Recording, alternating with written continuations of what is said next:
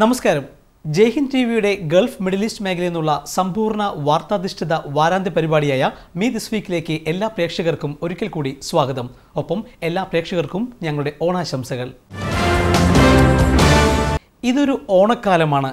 കാണം വിറ്റും ഓണം ഉണ്ണണമെന്നാണ് പഴമൊഴി. ദുബായിൽ ഇന്ത്യക്കാർ ഉൾപ്പെടെയുള്ള 100ഓളം തൊഴിലാളികൾ ജോലിയും ഭക്ഷണവുമില്ലാതെ നരകിക്കുകയാണ്. ഇതു സംബന്ധിച്ച പ്രത്യേക വാർത്തയാണ് ഞങ്ങൾ ഈ ഓണക്കാലത്ത് പ്രേക്ഷകർക്കായി അവതരിപ്പിക്കുന്നത്. ഈ വാർത്തയുമായി ആദ്യം ഗൾഫ് കവർ സ്റ്റോറി.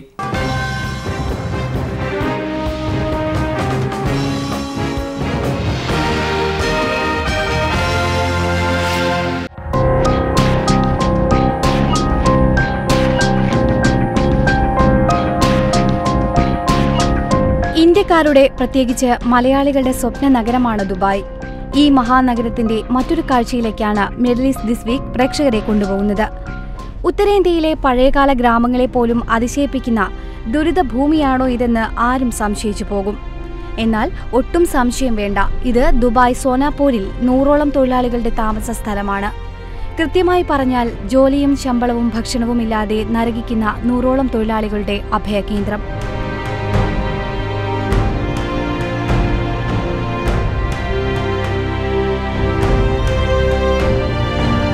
ദുബായ് കേന്ദ്രമായ യൂസഫ് അമാൻ എന്ന ഈ കോൺട്രാക്ടിംഗ് കമ്പനിയുടെ സ്വദേശിയായ സ്പോൺസർ മരണപ്പെട്ടതോടെയാണ് തൊഴിലാളികളുടെ ജീവിതത്തിന്റെ താളം തെറ്റിയത്.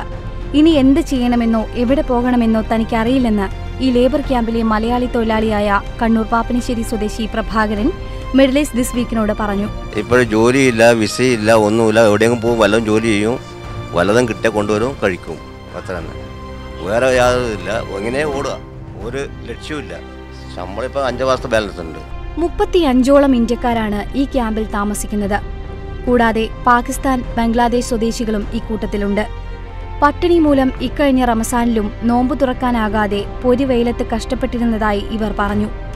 ഭക്ഷണകാര്യങ്ങൾ എങ്ങനെയാണ് നടക്കുന്നതെന്ന് ചോദിച്ചപ്പോൾ ഇതായിരുന്നു മറുപടി. കാലത്ത് എഴുന്നേറ്റ് വല്ലവരും ജോലിക്ക് വിളിച്ചിട്ട് പോകും, വല്ല ജോലിയും ചെയ്ത് വരും, വല്ലത് കിട്ടാതെ കഴിക്കും, കിടന്നുറങ്ങും.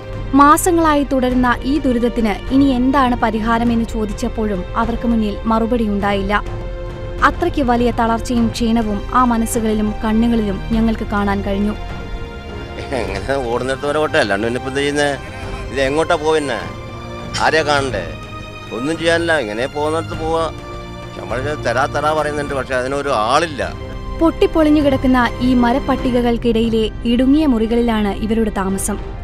താൽക്കാലികമായുള്ള വെള്ളവും വൈദ്യുതിയുമാണ് ഏക ആശ്വാസം. ഏത് സമയത്തും ഷോക്കടിക്കാവുന്ന വൈദ്യുതി വയറുകൾ അപകട ഭീഷണിയായി നിലകൊള്ളുന്നു. ജോലി ചെയ്തിട്ടും മുൻ മാസങ്ങളിലെ ശമ്പളം ആവശ്യപ്പെടുമ്പോൾ തരാം എന്ന് പറഞ്ഞ് കമ്പനി അധികൃതർ വൈകിപ്പിക്കുകയാണെന്നും മറ്റൊരു തൊഴിലാളിയായ അസ്ലം പറഞ്ഞു.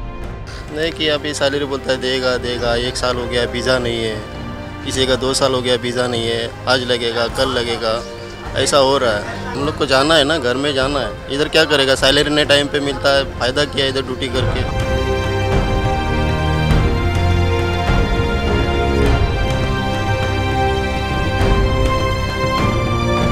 അതേസമയം ദുരിതം അനുഭവിക്കുന്ന ഇന്ത്യക്കാർ ഉൾപ്പെടെയുള്ള ഈ 100ഓളം തൊഴിലാളികൾക്ക് ഭക്ഷണ സാധനങ്ങളുമായി ദുബായ് പ്രിയദർശിനി എന്ന കലാസാംസ്കാരിക സംഘടനാ പ്രവർത്തകർ രംഗത്ത് വന്നു. തൊഴിലാളികളുടെ ഈ ദുരിതകഥ അറിഞ്ഞ് 15 ദിവസത്തേക്കുള്ള ഭക്ഷണമാണ് ഇവർ സൗജന്യമായി നൽകിയത്. ദുബായ് പ്രിയദർശിനി പ്രസിഡന്റ് ബാബു പീതാംബരന്റെ നേതൃത്വത്തിലുള്ള സംഘമാണ് ഇതിന് ചുക്കാൻ പിടിച്ചത്. ഇങ്ങനെ മരുഭൂമിയിലെ ഈ പട്ടിണിയുടെ പ്രവേശന കവാടം തുറന്നത് വലിയ ഒരു ആശ്വാസത്തിലേക്കായിരുന്നു.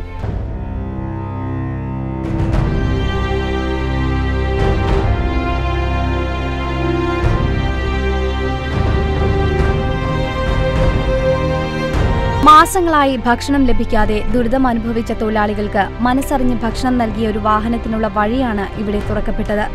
ഒപ്പം 100ഓളം പേരുടെ വയറും മനസ്സും നിറച്ചാണ് ദുബായ് പ്രിയദർശിനിയുടെ ഈ പ്രവർത്തകർ മടങ്ങിയത്.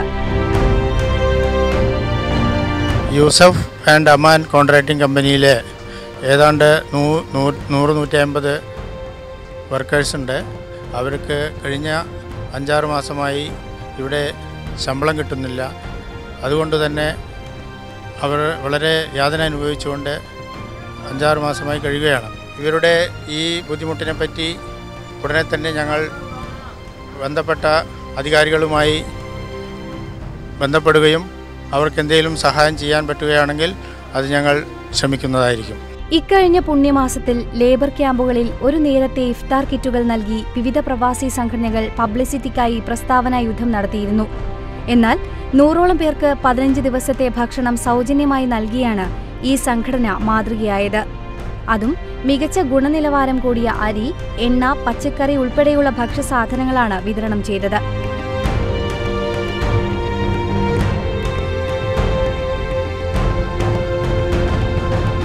വലിയ ഒരു ഇടവേളയ്ക്ക് ശേഷം പട്ടിണി നിറഞ്ഞ ഈ ലേബർ ക്യാമ്പിലേക്ക് ഭക്ഷ്യസാധനങ്ങൾ എത്തിച്ചപ്പോൾ തൊഴിലാളികളുണ്ടായ സന്തോഷവും മിഡിൽ ഈസ്റ്റ് ദിസ് വീക്കിന് കാണാനായി. ഇനി ഈ തൊഴിലാളികളെ നാട്ടിലെത്തിക്കാനുള്ള നടപടികളാണ് ആവശ്യമായിട്ടുള്ളത്. മാസങ്ങളായുള്ള ശമ്പള കുടിശ്ശിക ലഭിച്ച് എത്രയും വേഗം നാട്ടിലെത്തണമെന്നാണ് ഈ തൊഴിലാളികൾ ആഗ്രഹിക്കുന്നത്. ഇതിനായി അധികാരികളുടെയും സാമൂഹ്യ സംഘടനകളുടെയും സഹായം കാത്തിരിക്കുകയാണ് ഈ തൊഴിലാളികൾ.